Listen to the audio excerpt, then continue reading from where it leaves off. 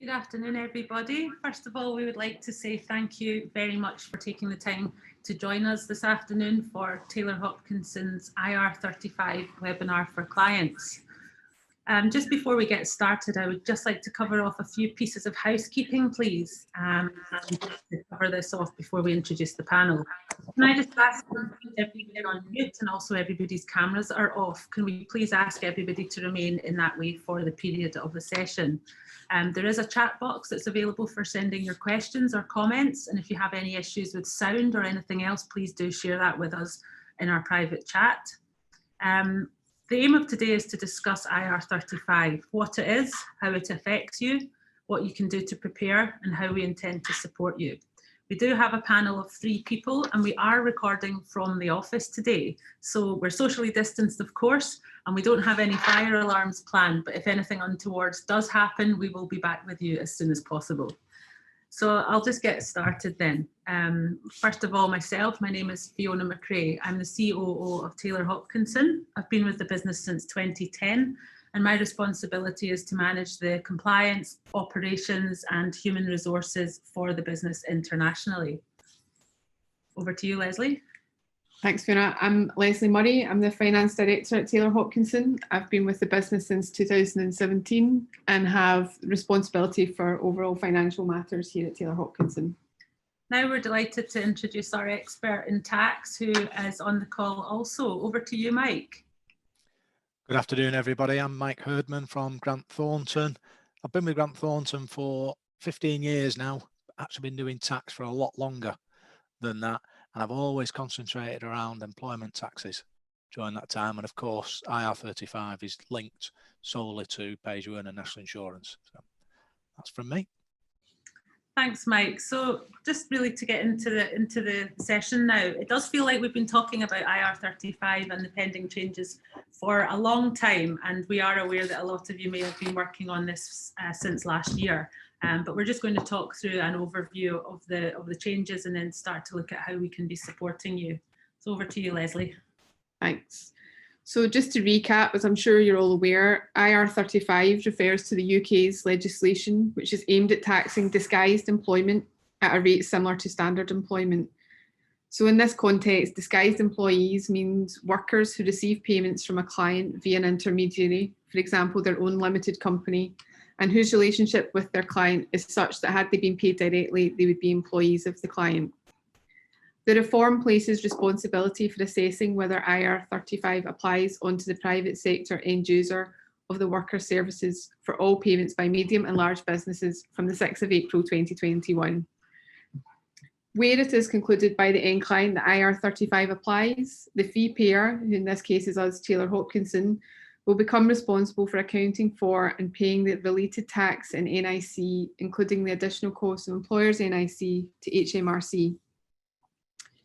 If the end user makes a status determination that an assignment is outside of IR35, they must ensure that reasonable care was taken during the decision making and that that decision itself can be substantiated. Okay, so moving on to how do we make the assessment? HMRC have their own tool, Check Employment Status for Tax, or CEST, which is available on their website. There are also a number of specialist IR35 consultancy tools available from the likes of Brookson, Grant Thornton and EY. And we know that some of our clients have developed their own in-house assessment software and processes. Regardless of how the status determination statement is produced, it must be shared with both the contractor and the agency. Over to you, Fiona. Okay, so we're aware that there are lots of options in terms of completing status determinations. With the introduction of the public sector IR35 reform, consultancies and other professional businesses such as Grant Thornton Tax Advisory and also Brookson Legal have developed a compliance management system for end clients to engage contractors and complete their status determinations. Now, we do know that these questionnaires have been widely found to be more comprehensive than the CEST tool online, including all the recognised status tests and reducing the risk involved. So these questionnaires often provide a free text field so that every question that is asked the contractor and the client are able to provide further information and context surrounding those answers. This is a really important element which we believe ensures assessment of each engagement in its entirety is completed, hopefully without doubt. We do understand that these questionnaires do come with associated costs, however, they're also a vital part in the process. What we'd like now to do is to hand over to Mike, just to give a little bit more around some of the more technical areas. Thanks, Mike. Thanks, Fiona. So what I wanted to cover really is a lot of the things that we learned in the lead up to April early this year when we got the delay announced. I think what became clear to us is that everybody talks about IR35. It is about employment status generally. So IR35 itself is just about where HMRC perceive that there is an avoidance of pay-as-you-earn and national insurance by use of an intermediary. What they're saying is, if somebody is undertaking a role, would they be deemed as an employee? What came out really strongly to us in the lead up to the delay was that there were a lot of situations where there were individuals that would engage directly, but everybody was just concentrating on IR35 and intermediaries. It's really important to be thinking about employment status is an issue. Where an individual is undertaking a role and providing personal service, HMRC would prefer to make everybody an employee. And the reasons behind that we all know are because if somebody's an employee, the biggest thing that HMRC or the Exchequer get is employers' national insurance. So you've got to start with that first thought of, is somebody providing a personal service? If they are, and they're just directly engaged doing that, then whoever is engaging or using that individual has an obligation to determine whether or not they should be classed as an employee or self-employed. So that's moving on slightly here to say you effectively do a status determination assessment for any individual who's engaged providing personal services. Whilst there isn't a piece of legislation that says you have to do that if somebody's directly engaged, as the end user of the personal service, you would be responsible for any pay-as-you-earn and NI that's due. So it's remembering that is really important. Separate to that, IR35 came in after agency legislation, and agency legislation will always take precedence over IR35. So that's, you might have an intermediary involved, but where it's an agency, the individual wouldn't be an employee if whoever's using that individual's services. They're not deemed as, they're not classed as, for employment law purposes, an employee of the agency, but for tax purposes, they're already caught. So just to recap on what I started with here about it's all about employment status, it isn't simply limited to IR35 situations where you've got the most common thing we see with IR35, of course, is that it's a personal service company that somebody is engaged through. And the reason that historically, before the IR35 legislation was introduced, they escaped pay-as-you-earn and national insurance is that the payment was made to the personal service company, and the personal service company would then largely pay everything out in dividends to the individual. And it was possible to ignore that the actual relationship between the individual and the end user was one of employee. So that's all that we're looking at for anything with this. My big point is, just because somebody isn't through a PSC doesn't mean we don't have to consider employment status. And that leads on to bullet 2 here, which is where there's any non-UK entity involved in the supply chain, it can create considerable complexities. I'll go back again to that thought process of, if somebody is providing personal services, you need to establish whether or not they are or would be deemed as an employee if they were engaged directly. And if that's the case, at some point in the chain, HMRC will want pay-as-you-earn and national insurance. And it's who is the one that's actually liable in the revenue's eyes for accounting for that pay-as-you-earn and national insurance. The UK does not have authority or any kind of legal power to say that any entity outside jurisdiction of the UK they can go to for pay-as-you-earn and national insurance. So it's always going to fall on somewhere in the chain where there is a UK connection. So it's being aware of that. Again, we might be outside of IR35 legislation, but we still may get caught within tax legislation that exists independently of IR35. Just moving on a little bit to bullet 3 there, identifying the end user of the personal services. This was something that a lot of clients were really struggling with in the lead up to the delay that was announced. And part of that is, who are you providing that personal service to?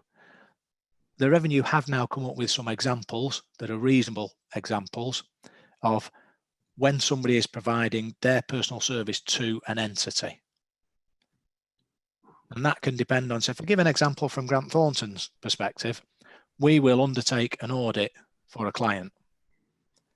In undertaking that audit, we may place a number of people on the client's premises undertaking work in relation to that audit, but that is still classed as the personal service those individuals are providing is to Grant Thornton.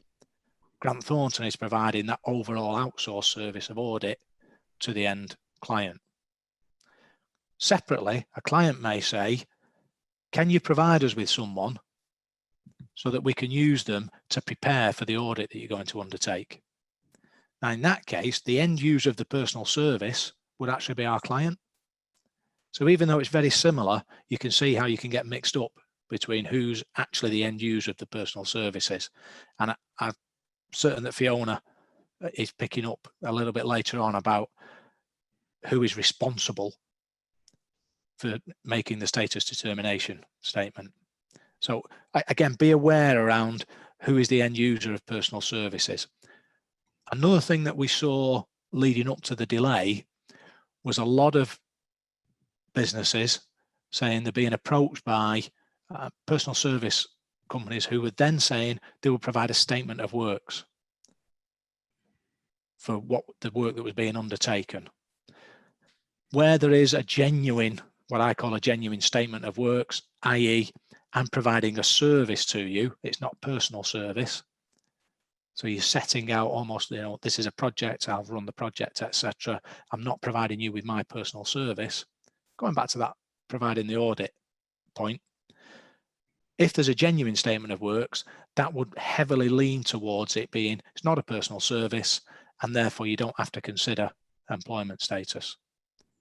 However, just because somebody says what they're giving you is a statement of work, that doesn't in and of itself mean that you don't have to look at, is the individual providing personal service? That's the key thing that needs to be looked at. In relation to status determination statements, I've put this in more as again, I know that, that this is going to be covered by Fiona and Leslie. I've put this in more to say status determination statements are a good thing to do and to have, even when it may not be IR35. So going back to the beginning of what I was saying, it's about employment status. Where you need to determine employment status, providing a status determination statement actually makes things clear to everybody. And if that status determination statement has got a little bit of detail in as to how you arrived at that determination, what that will do then is prevent the final bullet that I've got in here. It will prevent disputes arising to as large an extent as possible. So I think we are expecting a large volume of appeals to come in against status determination statements as we move into the new regime. Again, I don't want to take away anything from what Fiona and Leslie are going to say, but having a robust dispute resolution process in place is a must. And that process, of course, is the obligation of the end user, i.e. the entity that has got the obligation to produce the status determination statement in the first place. So that's a really very quick background to what we were seeing in the lead up to the delay coming in, and therefore what we expect the issues to be going forwards now towards next April. The questions bit there is obviously fire those through on chat as necessary, but I think there were a couple of pre-questions that were raised. Fiona, do you want me to pick those up now? Yes, please, Mike, that would be great. Yeah, okay. So there was one query raised around the use of umbrellas and whether the wording of the legislation was catching payments made through umbrellas. So that, just again, for the avoidance of doubt, I view an umbrella as an entity that effectively takes the individual on and for tax purposes treats them as an employee, and therefore will account for pay as you earn and national insurance on it. Depending on where they are in the chain, that can make a difference to where you would apply pay as you earn and national insurance. The legislation as it was drafted was effectively bringing in umbrella companies at a point where it would be inappropriate for them, because they're accounting for pay as you earn and NI. Why would pay as you earn and NI need to be accounted for elsewhere? The Revenue have clarified the position now and said that the new legislation is not designed to catch umbrella arrangements where pay as you earn and NI is being accounted for at some point in the chain anyway, and they are clarifying the legislation on that. So hopefully that answers that question from somebody. And I think another question that came through was they'd seen that some entities were saying we won't take any individual that comes through a personal service company, and just a general question as to whether is that a common theme or not. It was a very common theme in the financial services sector. So a number of the major banks said they will not take anybody who comes through a personal service company. I personally think the reason for that was it was just about managing their risk. So that as long as they knew that somebody wasn't coming through a personal service company, and effectively everybody who was coming to them was being subject to pay as you earn and national insurance, the risk of a challenge by HMRC disappeared. And also, because they were saying it wasn't through a personal service company, any challenges that could come from contractors were also being put aside, because that status determination statement and appeal process only applies in legislation through the IR35 process. No personal service company, no IR35 process. Have we seen it widely in other sectors? Not widely, but it's not unheard of. So that's my summary. Hope that helps. Perfect. Thank you, Mike. Thanks for your time. Just to let everybody know that's on the call, Mike isn't able to stay right until the end. However, any questions that we do receive following or during the rest of the session, we will then be feeding back and be able to respond following the session with Mike's input. Thanks. So now we're just going to look at determining whether status is inside or outside IR35. And obviously, we know there are key criteria that need to be reviewed to establish this. A decision needs to be made about the hypothetical contract between you, the end client, and the contractor. And if you two parties were contracting directly, whether there would be an employment relationship. The route to determining this status is fact specific, and we know that in some cases there is no clear outcome necessarily.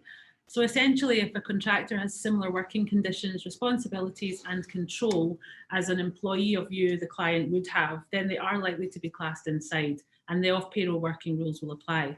We do know that case law is evolving constantly in tribunals and courts and employment tribunals at the moment.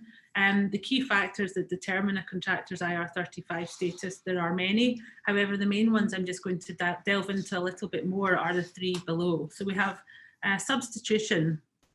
A genuine right of substitution has long been deemed a very important factor when determining that a contractor's assignment falls outside IR35.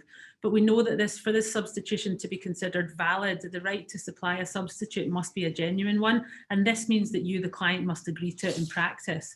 The contractor must be able to pay for the substitute, and it should be an unfettered right, which means that you accept the substitute if the initial contractor is unavailable. So secondly, we're looking at control and direction. In most cases where professional services are provided, it's important that contractors can demonstrate a certain amount of autonomy in the way that they undertake a project. And that's across both written contracts and also working practices. We must be able to show that the client, or you, the client, has no influence over how the contractor performs their services, which is something that we know and understand is not necessarily easy to do or appropriate. And thirdly, the mutuality of obligation area. This is a really hotly disputed area of law, as the position of HMRC is actually different from that of many practitioners in case law. So this is an obligation between parties to accept and provide work.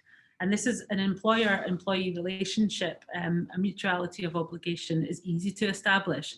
However, in this scenario where we have a client, you're the client, and our contractor relationship, it's less clear. And the HMRC state that by having a contract agreeing to provide services, mutuality is established. However, most experts consider the picture to be more complex, and there's still clarity around this needed.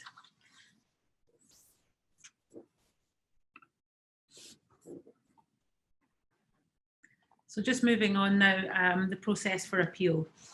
So following a status determination, it's definitely likely, as Mike suggested, and we already saw this towards the end of last year, that appeals may come. And the legislation makes sure there's an obligation on you, the client, to provide a status disagreement process. Now, the agency or recruiter, or Taylor Hopkinson in this case, or the contractor may disagree and follow this process. You, the client, must respond to this request to review within 45 days. With a confirmation either that the determination is correct and giving your reasons for believing this, or providing a new status determination which reaches a different conclusion and withdrawing the previous one. If the contractor does disagree with the determination, they will need to write to you and give reasons why. Obviously, Taylor Hopkinson will be supporting through this process and any communication involved in that. Fee payers, Taylor Hopkinson, must ensure that we keep records of status determinations and any corresponding disagreements. So we will be communicating directly with you, clients, and also our contractors around this process. And then following the process of dispute, you, the client's determination stands until the matter is fully resolved. So we must bear that in mind. Okay, so since we last spoke, as we're all aware, the legislation was delayed from April this year until April 2021.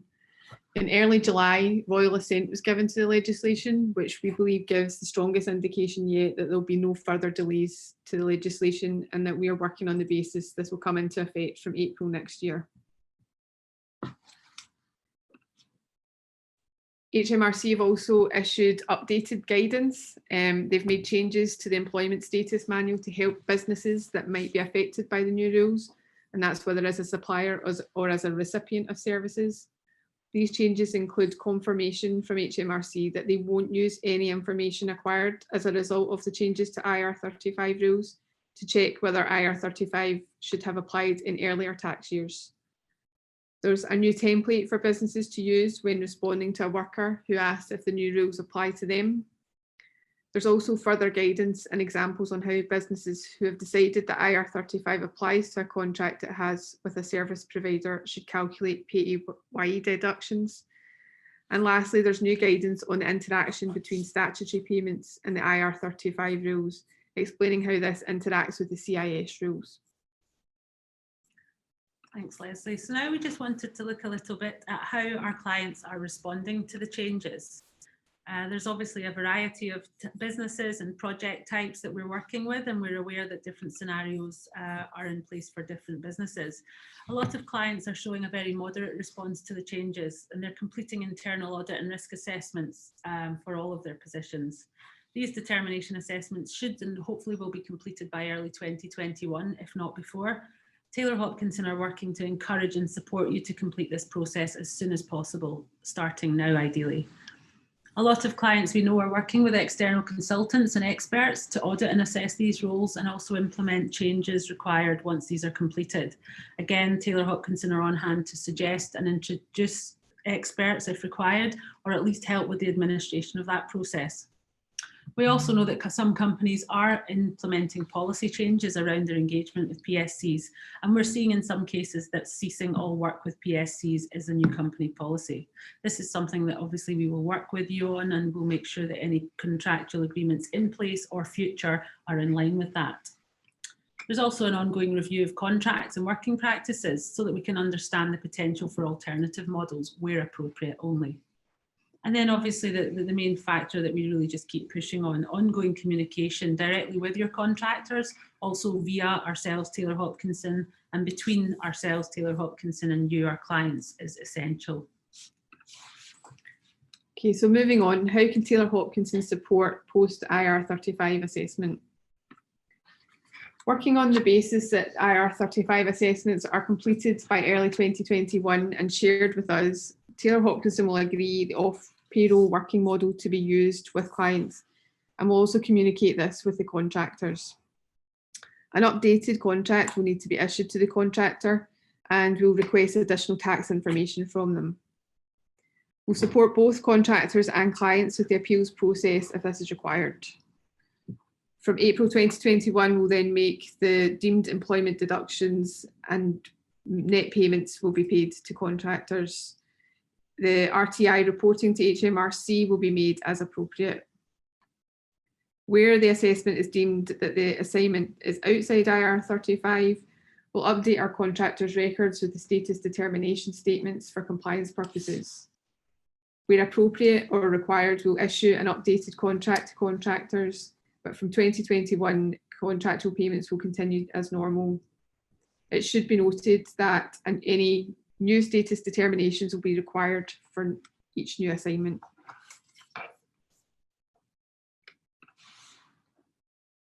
Okay, and now we're looking at the impact on yourselves, our clients, and also our contractors. So it's a recommendation that roles start to be advertised with a preliminary status. In the public sector, agencies and clients began to advertise these roles with an expected IR35 status, and we do expect that this is likely to happen in the private sector. While not concrete, an idea of what the status determination might be can start to manage expectations early. Clients will look to assess status before commencing contracts, and Taylor Hopkinson will support with that. Reasonable care needs to be taken, however, there's yet to be a clear definition of this, so we need to work on the basis that we follow all of the legislation and all of the rules. Clients can utilise HMRC CESS tool or third-party review, and in some circumstances we know that the status will be determined on limited factors such as the role opposed to the individual contractor, and again this is something that we need to work on a case-by-case basis. Before commencing contracts, you as an end client will need to provide status determinations which tell a contractor whether you believe that IR35 applies. And if inside IR35, Taylor Hopkinson as the fee payer will make the necessary deductions. If we receive the SDS and the result is that the contract is inside IR35, Taylor Hopkinson will become the deemed employer, and we'll make sure that we deduct the relevant tax and national insurance before paying contractors. And now just looking at how Taylor Hopkinson support. If a determination is inside IR35, we're working hard to make as many options available still to contractors as possible. However, we appreciate that we need to work in line with our clients to ensure that you're comfortable with these scenarios. As an alternative to an off-payroll model, we're looking at inside IR35 deemed employment deductions where appropriate. So this is a case where an individual should wish to continue to engage through their PSC. If they're deemed inside IR35, Taylor Hopkinson can calculate those deemed employment payments using our specialist in-house software by RSM. There's no fees for our contractors for this service at all. There's also an option for an individual worker type contract, which would be a fixed term contract for services. In this case, Taylor Hopkinson would contract directly with individuals, not their PSCs, and we would still make those deemed employment deductions. There would be a fixed end date to the contract, and these pay rates would be inclusive of pay. There would be no other benefits in terms of employee benefits provided. There would be no fees applied to the contractors for this service either. And lastly, as Mike touched on, the umbrella company employment scenario. We are able to provide introductions and discount options for a number of regulated umbrella companies. We do appreciate there are a lot of these service providers out there, and we're at pains to complete our due diligence on any recommended parties. Some of the benefits of this type of scenario would include insurance coverage and other benefits for the contractors. Lastly, as Mike mentioned, statement of work contracts. We're very aware that these are only relevant in certain circumstances, however, definitely worth considering where appropriate. Okay, so moving on to the benefits of Taylor Hopkinson's deemed employment deduction service. So firstly, we'll have continuity of systems. Contractors will continue to use Taylor Hopkinson's in-time timesheet system. That process will remain the same for monthly timesheets and approvals. We'll also have continuity of service and support teams. So both the Taylor Hopkinson finance and contract support teams will remain the same. We'll have the same familiar faces on hand to help both contractors and clients. As Fiona mentioned, there's no fees to contractors or workers, so Taylor Hopkinson are absorbing the setup, integration and licensing costs for the in-pay system. And again, our teams are on hand to provide ongoing service and support through this time of change. There's full transparency. Taylor Hopkinson are committed to making the deductions and remit all required taxes and national insurance monthly in line with the legislation. This will include the availability for audit and review of contractual templates at any time. And as always, we'll maintain the direct and clear lines of communications that we already have. Okay, so just looking towards what you can do to prepare, we're encouraging everybody to have open dialogue across the supply chain. So dialogue with Taylor Hopkinson and also directly with your contractors. Communicating what your intentions are is definitely the first step. Contractors' tax status will not be their own decision anymore. So speaking to Taylor Hopkinson and them is the best way to determine what will happen and how it will happen, and keep that transparency in place. So checking on status, while we don't necessarily recommend access tool across the board, it's definitely a first port of call for many clients and contractors. It will give you a heads up of what potential results could be. And we do remember that you may have differing opinions on how some of the questions are answered. You may also want to have an independent review by specialists completed, and we're aware that more and more businesses are setting this in place. If this is something that you haven't already arranged, it's certainly something that Taylor Hopkinson can help you with. So until the reform does come into place next year, we're aware that contractors will still be responsible for determining their own status until then, and we're certainly pushing that that is the case. Assessing status with contract reviews and looking to protect ourselves against an inquiry is something that we recommend across all of our clients and contractors. And most importantly, don't panic. We're here to help. We know it's a difficult situation and it's something that has been talked about for a long time, but the private sector has been given time to prepare, and we're aiming to use that wisely and make sure that we're all equipped and also working together to resolve any scenarios that we're unclear on. And then just moving on to what Taylor Hopkinson are doing. We're a business as an intermediary and a consultancy, and we know that we've got a really important part to play here on how all of this pans out for you, our clients, also for our contractors. We know that not only could we become potentially liable for IR35 as the fee payer, but we're also determined to continue to provide our contractor base with opportunities to earn money and progress, and to provide you, our client, with a compliant service. So we're committing to working hard to encourage and support you with well-informed IR35 decisions, and also to avoid blanket bans on PSCs where possible. Also just keeping the discussions open and having regular communication about the various models available and how we can potentially look at working practices to see how we can be appropriate with those in line with legislation. So we know that not all businesses are going to react in the same way or are able to, but we're committed to providing you with feedback over the next few weeks of how the process is going and what our suggestions are. And we know that a lot of our clients are still committed to finding a way forward. We want to keep engaging with contractors and allow you to have them on board as a valued part of the team still. So we're soon going to have updated content on IR35 within our IR35 web hub on the Taylor Hopkinson website. We'll keep this updated on an ongoing basis over the coming months. We've holding or held client and contractor webinars, and we've also had a survey that we've done for our contractors, which was done in November. We're also working on an IR35 brochure, which we'll share with all contractors and clients, which will include information on our services and how they will evolve. It includes model calculations and options in terms of payroll models, but there's also some general advice on how we can help you there too. We're committed to supporting both clients and contractors and being as transparent and informative as possible, but also flexible. We want to work with clients to keep engaging with contractors for their projects, but do this within the legislation.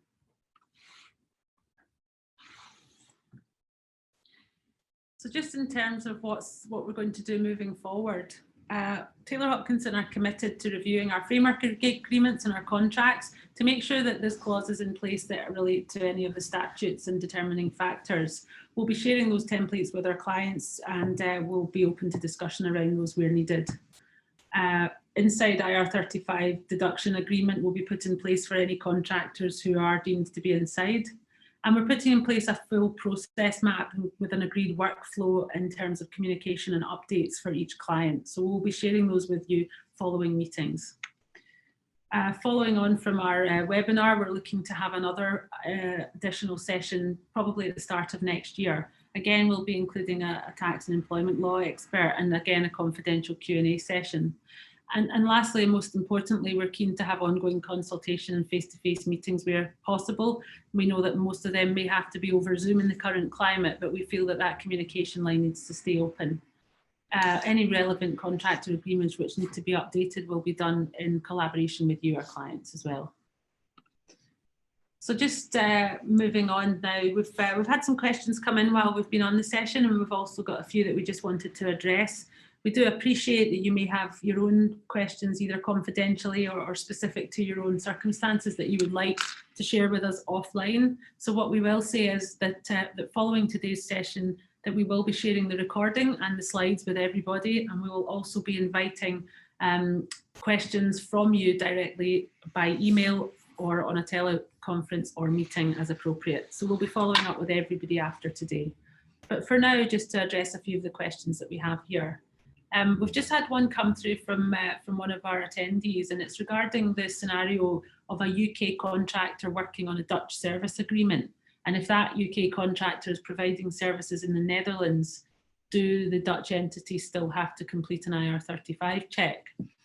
Obviously, there's a few different areas there. The fact that the service agreement is Dutch, and also that the business entity is Dutch, would suggest in some scenarios that it may not apply.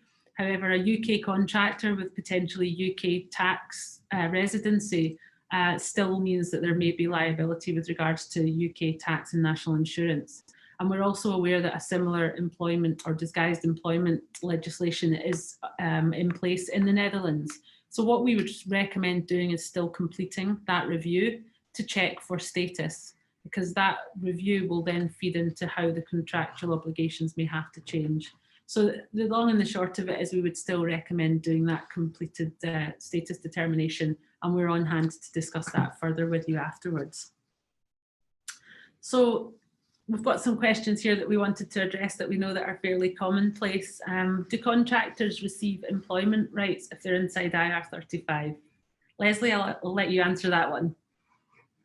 So employment rights are not automatically granted if an assignment falls within inside IR35. It's really just the deemed employment deductions that require to be made. Employment rights would only flow if there is an employment contract. Great, thank you. And the next question, our contractors work for lots of different clients, potentially on different projects. Does IR35 still apply? And this is something that contractors ask us a lot also.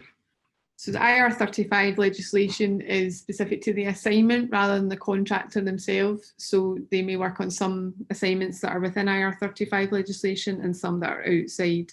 So just because one of their assignments was outside the legislation doesn't follow that all assignments will be.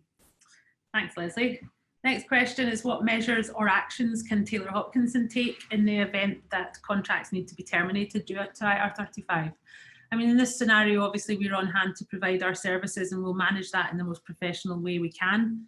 Obviously, from our perspective and from our clients and contractors' perspective, the ideal is that we find a way for the contract to evolve.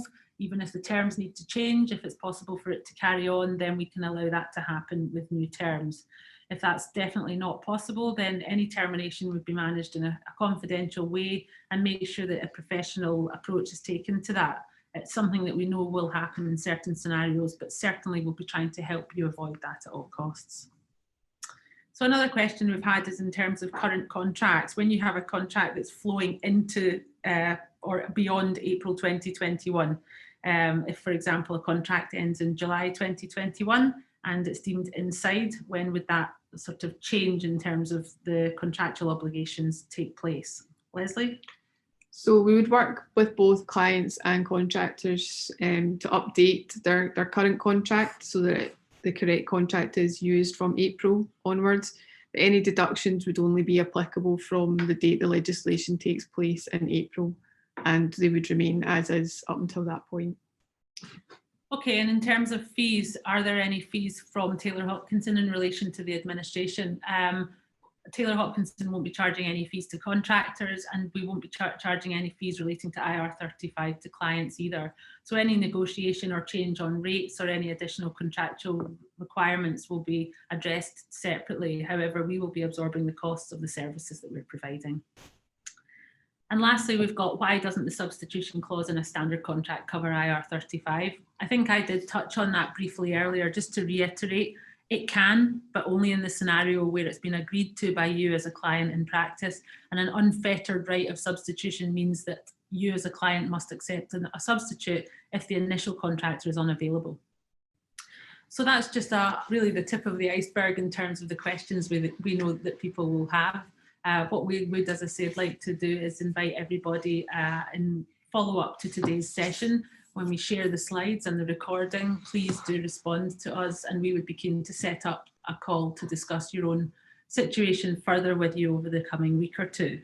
In an ideal world, we would be having this time in person, so apologies that we can't be with you in person to discuss this. However, we would be keen to have sessions via video conference, or where appropriate, meet you over the coming weeks. So for now, what I would like to do is just say thank you everybody for your time and attention. We know it's a difficult subject and one that there are still questions around, but we hope that you're feeling confident that we're here to provide you with the support that you need, and we can also provide you with expert advice via our advisors or ourselves where appropriate. So thanks again everybody for your time today, and we look forward to hearing any feedback that you have around the session, and we also look forward to speaking to you again very soon. Thank you.